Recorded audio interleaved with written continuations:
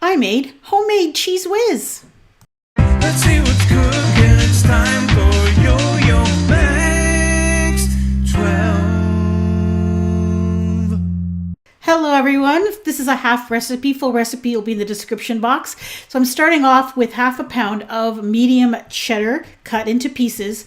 I'm adding to that 1 cup of canned milk, that's evaporated milk, 3/4 of a teaspoon of salt, 3/4 of a teaspoon of dry mustard.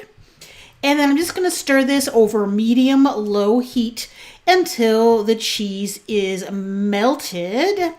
Once the cheese is melted, I have 1 beaten egg in that little bowl. I'm going to pour a little bit of that hot mixture into the egg, a little bit at a time, while whisking. This will bring this egg up to temperature, and that way when I pour it back into the pot, the egg won't instantly cook and curdle. It'll stay nice. So this is called tempering. So I'm just adding about a cup or so of the mixture in with the egg, and then the egg mixture back into the pot. Now you're going to continue to cook this over medium-low heat until it starts to thicken up quite a bit. As you can see here, when you run the wooden spoon through the mixture, it starts to leave a trail behind.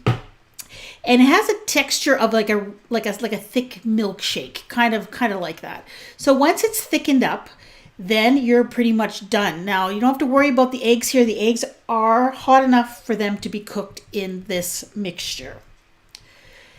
Then all you have to do is pour it into some jars. This half recipe makes 2 cups of Cheez Whiz Copycat. Let it cool and then store it in the refrigerator. So here is a jar of it after I let it chill in the refrigerator, and as you can see, it firmed up quite nicely. It has a little kind of thin skin on the top like a custard would if you let it sit.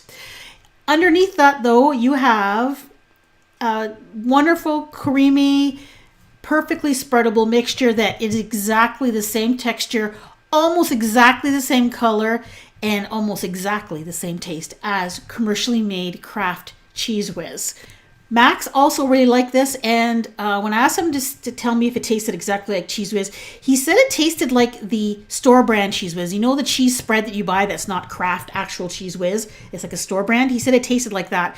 So it's super duper close to real Cheez Whiz, and you actually know all the ingredients that are actually going into it, which is pretty awesome. Nothing you can't pronounce in this one. If you like to try making some other kind of cheese, why don't you check out my homemade mozzarella video? And thank you for watching.